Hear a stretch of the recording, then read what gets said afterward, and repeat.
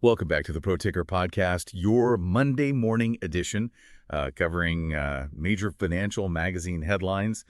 We've got a lot to unpack today, folks. It's November 25th, 2024, and the financial world is, well, still kind of buzzing, from all this news of Trump's cabinet picks, Yeah. as he gets ready for a second term. So we're diving into, we've got a stack of articles here. Bloomberg, CNBC, we've got the Wall Street Journal, and Market Watch as well. Just trying to get a sense of how global markets are reacting, especially to, Trump's, well, some are calling it controversial pick for Treasury Secretary. Yeah, it has been a wild weekend for sure. The markets are definitely trying to make sense of it all, what a second Trump term could mean, especially with someone like Scott Bessent at the helm of the Ray Treasury. Bessent. I mean, not many people saw this coming. He's a hedge fund manager, and, well, Bloomberg even called it a surprise move. Some are saying this is a clear signal to Wall Street, maybe a move away from some of those more extreme economic policies we saw in his first term. Yeah, it's tough to say for sure, but I think Bessent's past statements might give us some clues. Bloomberg highlighted his support for a strong dollar, a more careful approach to tariffs. And they said he has a generally fiscally conservative stance. So, I mean, if these views actually do translate into policy, it could mean a less volatile ride for the U.S. economy and global trade as well.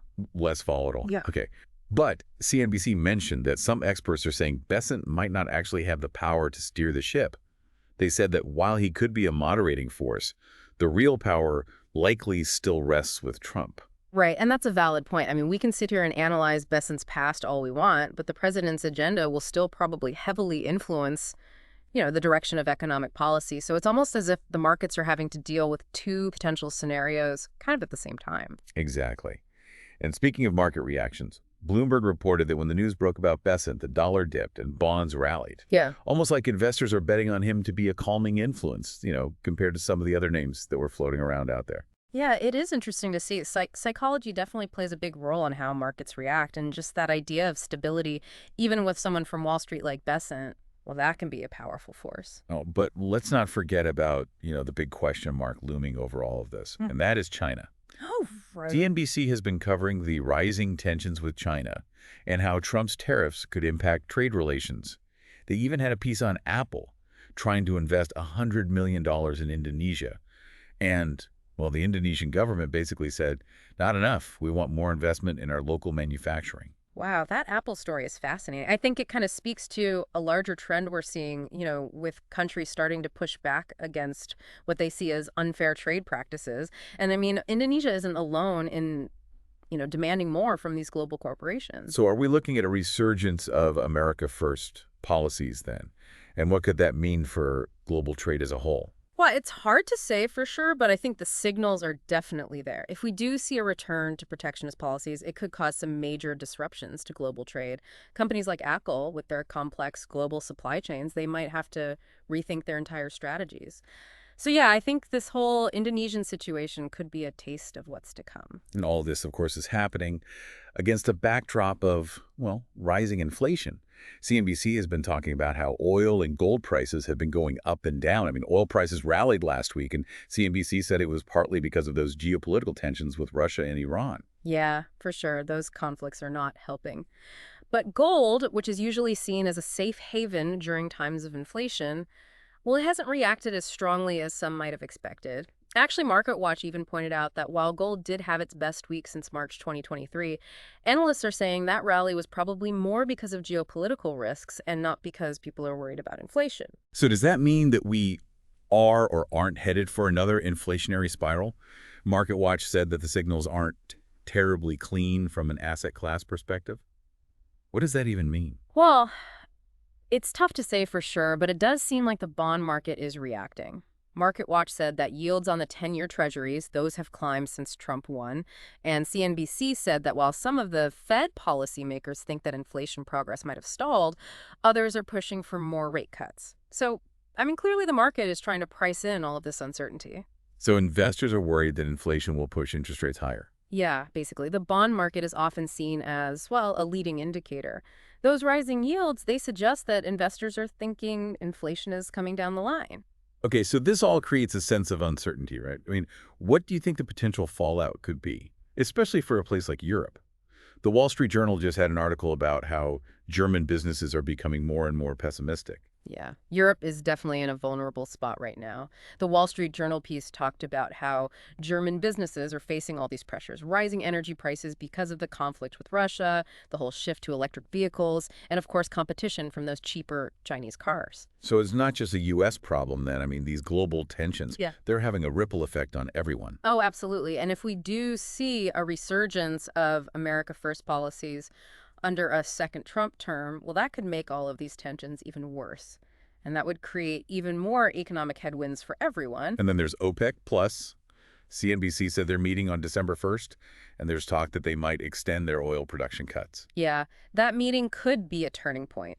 If they choose to keep those cuts in place or even make them bigger, especially with all the tension already going on with Russia and Iran, well, that could send oil prices way up and add even more fuel to the inflation fire. Okay, so let's recap. We've got potential trade wars, geopolitical hotspots all over the place, OPEC's decision coming up. It's a pretty uncertain picture for the global economy, wouldn't you say? Yeah, no doubt. And I think this uncertainty is probably going to keep the markets on edge for a while. Definitely a lot to digest. But before we do that, I think let's take a closer look at some of the specific companies that are making headlines this week. What are you seeing out there? Well, I mean, we were just talking about Apple and their issues in Indonesia. That $100 million investment, Bloomberg said the Indonesian government thought it was unfair, which is pretty telling. Yeah, it really does show how things are changing. Globalization, I mean. Yeah. Companies are feeling more pressure to, think about local manufacturing and what kind of impact they are having on local economies. It's a trend we should keep our eye on for sure. I don't think it's just Indonesia either. I mean, we could see this happening in other countries as well, especially if, protectionist policies start gaining some traction globally. So Apple's in a tough spot then. Are there any other companies that are having to deal with this? Well, European automakers are having a really hard time right now. Remember that Wall Street Journal article about German businesses? Rising energy prices, the switch to electric vehicles, competition from China. It's a lot. And then there's Volkswagen. I mean, they're right in the middle of a big restructuring. The Wall Street Journal had a piece on that. Yeah. It sounds like there will be a lot of job cuts and factory closures. Yeah, that's right. And that's definitely adding to the economic anxiety in Germany. I mean, Volkswagen is a huge company. It's almost like a symbol of German industry. So when they struggle, well, it kind of shows how much the whole sector is struggling. So the auto industry, they're in for a bumpy ride. Mhm. What about other sectors? Any particular companies on your radar? Well, the tech sector is always interesting. You've got AI, the metaverse, and then, consumers are always changing their minds about what they want. It's a sector that's always innovating. But there are definitely challenges there, too. Speaking of tech, Barron's had a piece on Supermicro Computer. It sounds like their stock has been doing really well. Strong earnings, and they're connected to the AI boom. Maybe that's why. Supermicro, yeah, they're an interesting company. They're really important in the data center market.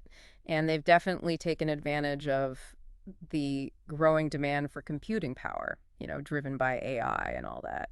So they could be a winner then in the tech space. Yeah, I think they're in a good position, but you know how it is with tech. Things change fast. True. It seems like every industry is kind of facing its own unique set of challenges and opportunities. It's a weird time, lots of transitions and uncertainty, but I guess that also means there's potential for companies that can, adapt and come up with new ideas. Yeah, totally agree. That's what makes analyzing these trends so interesting, trying to figure out where things are headed. It's a challenge, but it's also pretty rewarding. I think it was before we were talking about OPEC plus tonnage, CNBC mentioned their upcoming meeting and how it could really impact oil prices. Oh, right. Yeah. That meeting is on December 1st, and the big question is what are they going to do about those oil production cuts? Will they keep them? Will they even make them deeper? It's a big decision, and it depends on a lot of things. Geopolitics, global demand, will there be more conflict? So OPEC plus has a tough choice to make. What are some possible outcomes we should be looking for? Well, one thing they could do is stick with the cuts they have right now. Sort of a cautious approach, since nobody really knows for sure what's going to happen with global demand. Another possibility is they could ease the cuts, maybe because some countries are worried about energy prices going up. And there's always the possibility they make them even deeper. Right? Exactly. And that's the one that could really send oil prices through the roof. If they restrict supply like that, especially with all the tension we're seeing with Russia and Iran, that would send a shock through the markets and probably the global economy as well. Okay, so to recap, possible trade wars, conflicts popping up all over the place, OPEC's big decision coming up. Not a very clear picture of what the future holds for the global economy, is it? Nope. And all this uncertainty is probably going to keep investors on edge for a while. Speaking of navigating, I saw this interesting piece in Bloomberg about UK economic data. Apparently, it might be underestimating how many people are actually working. The official estimates might be missing a lot of workers. Oh yeah, that study from the Bank of England is pretty interesting. The Resolution Foundation said the official estimates might be off by like 1 million workers. So I mean, if that's true, that changes how we look at the UK economy. So if there are actually more people working than we thought, wouldn't that be a good thing? More workers, stronger economy, right? Yeah, on the surface it seems like it. But the article said that if participation is actually higher, then productivity might be lower than we thought. And lower productivity, that means slower economic growth. Right. So more workers is good, but this productivity thing, that adds another layer of, well, another layer. It's something policymakers are going to have to think about for sure. And this all ties back into inflation, doesn't it? Yeah. I mean, if wages are going up, but productivity isn't, that could definitely make inflation worse. Yeah, definitely. The Bank of England study didn't really focus on inflation, but it does add another piece to the puzzle. Policymakers are going to have to consider all of this stuff when they're making decisions about interest rates and things like that. It sounds like we're getting a lot of mixed signals. Yeah, we are. That's what makes this such a hard time to analyze. There are a lot of different forces at play, and they're often working against each other. It's almost impossible to say what's going to happen. So how does this all connect back to Trump's Treasury Secretary pick Mm-hmm. and how the market reacted? Well, I think it just goes to show how connected all of these issues really are. Bessent's appointment, the possibility of trade wars, those geopolitical problems, OPEC's decision. It all adds to this feeling of uncertainty in the global economy, and it increases the risk. And investors, they don't like uncertainty. Exactly. Uncertainty means volatility. If investors don't know what's going to happen, they overreact to everything, whether it's good news or bad news. And that's what we're seeing in the markets right now. So much to keep track of. But that's Yeah. what we do here at ProTicker, Yeah. right? We explain all this stuff so our listeners can, at least try to make sense of it. Yeah, for sure. And I mean, even with all this uncertainty, there are still opportunities out there. It's all about knowing what the risks are, doing your research, and making smart decisions. Well said. Yeah, it is. Well, we've covered a lot today, everything from, big picture stuff like the global economy, Trump's second term and what that means, potential trade wars. And then we got into some more specific things like that OPEC meeting coming up and that study about the UK workforce. Yeah, it's been a busy one. It has. But before we finish up, I wanted to go back to something we talked about earlier, individual companies and how they are, dealing with all this uncertainty. Yeah, for sure. There are definitely some interesting stories there. We already talked about Apple and what's happening in Indonesia.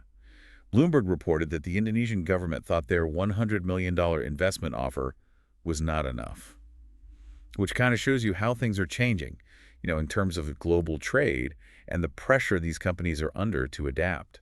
Right. That whole Apple thing, it's like a mini version of all those bigger trends we've been talking about.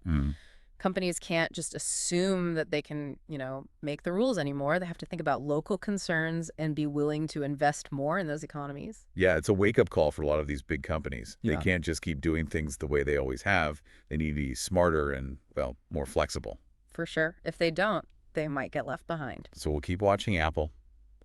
Any other companies on your radar right now? Well, we talked about how tough things are for European automakers, especially after that Wall Street Journal article about how pessimistic German businesses are feeling.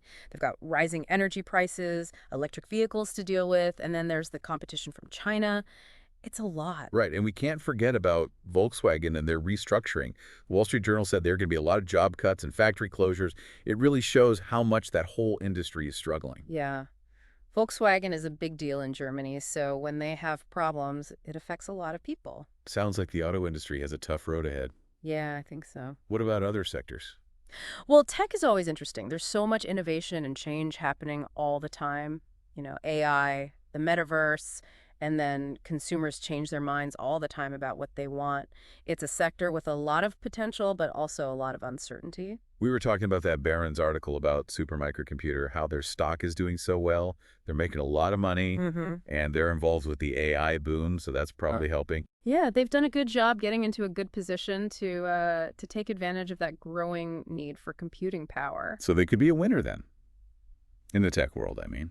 Yeah, I think they have a good chance, but you know how quickly things change in tech. That's true. It seems like every industry is having to deal with its own unique challenges and opportunities. Yeah, You know, it's a time of change and uncertainty, but that also means there's a chance for those who can adapt and, come up with new ideas. absolutely. Well, I think that about wraps it up for this Monday morning edition of ProTicker. So much to think about. Global economic trends, what a second Trump term will look like, trade wars, OPEC's decision, and of course, all those individual companies trying to figure out how to navigate these crazy waters. It's definitely a lot. It is. But hey, that's what we're here for, right? To help our listeners make sense of it all. Stay informed, everyone, do your research, and be ready to adapt. We'll be back tomorrow morning with more headlines and analysis from those major financial magazines. Until then, stay curious.